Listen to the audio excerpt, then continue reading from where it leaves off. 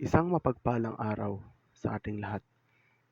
Ako ang inyong lingkod, Elijah Paul John Valdez at welcome sa ating daily devotions. Ang ating verse for today ay nasa Hebreo chapter 1 verse 3. Sinasabi dito na sa kanya makikita ang nagniningning na kadakilaan ng Diyos at kung ano ang Diyos ay ganoon din siya. Siya ang nag-iingat sa lahat ng bagay sa mundo sa pamamagitan ng makapangyarihan niyang salita.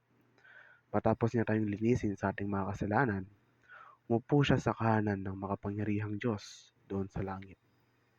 Nagsisimula tayong maunawaan ang kagustuhan ng Diyos sa pamamagitan ng pagpapahalaga na ibinigay natin sa pagiging perpekto.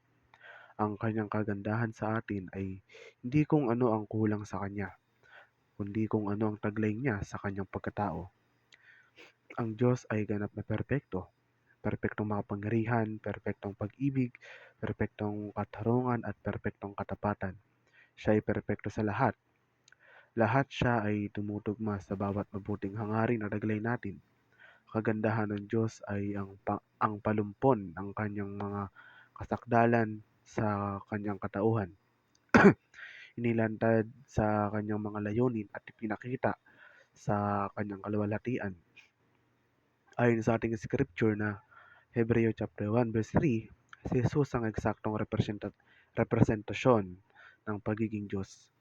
Nangangahulugan ito na taglay ni Jesus ang lahat ng banal na katangian ng Diyos. Si Jesus ay katulad ng Diyos. Si Jesus ay pinakamataas sa kinatawan ng Diyos. Siya ay tinatawag na makapangyarihang Diyos at amang walang hanggan. Itinaguyod ni Jesus ang lahat ng bagay sa pamamagitan ng kanyang salita. Si Jesus ay Diyos na nahayag. Nakikita ni Jesus ang Diyos at ang pagdanas kay Jesus ay pagdanas ng Diyos. Maging perpekto tayo gaya ng Diyos na perpekto. Ito ay isang pariralang salita mula sa ating Biblia. Sa scripture na Mateo 5 verse 48 na nagsasaad na maging perpekto. Kung gayon kung paanong ang iyong Ama sa langit ay perpekto. Nangangahulugan ito na mga Kristiyano ay tinawag na magsikap na mamuhay sa isang buhay na nagpapakita ng perpektong katangian ng Diyos, kahit na hindi nila kailanman makakamit ang ganap na pagiging perpekto sa buhay na ito. Bagamat hindi kailanman maaaring maging tunay na perpekto ang mga tao tulad ng Diyos, hindi kaya't tayo na patuloy na magsikap na maging higit na katulad niya sa pamamagitan ng pagbuo ng mabuting pagkatao, pagkilos ng may pagmamahal at pagsunod sa kanyang mga utos. Ang pagkaunawa ay ng biyaya ng Diyos ay nagbibigay daan sa atin na ituloy ang pagiging perpekto kahit na tayo ay nagkakamali. Ang layunin ay patuloy na umunlad sa spiritual at maging higit katulad ng Diyos sa pamamagitan ng personal na pagmumuni-muni, panalangin at paghingi ng patnubay mula sa Biblia.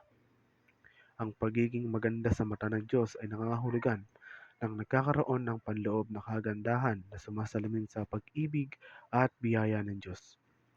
Ito ay tungkol sa pagbabago ng salita ng Diyos at pamumuhay ng isang buhay na lumuluwalhati sa Kanya. Ang tunay na kagandahan ay nagmumula sa isang banayad at tahimik na espiritu, hindi sa panlabas na palamuti. Ang paggugol ng oras sa pagbabasa at pagsasaulo ng salita ng Diyos ay makakatulong sa iyo na mamuhay ng isang buhay na lumaluwalhati sa Kanya. Ang salamin ng Diyos ay nagpapakita sa atin na ang ating pagkasira ay pinaganda at tayo ay tinubos ng Kanyang biyaya. Muli, ako ang inyong lingkod, Elijah Paul John Valdez at dito na nagtatapos ang aking daily devotions.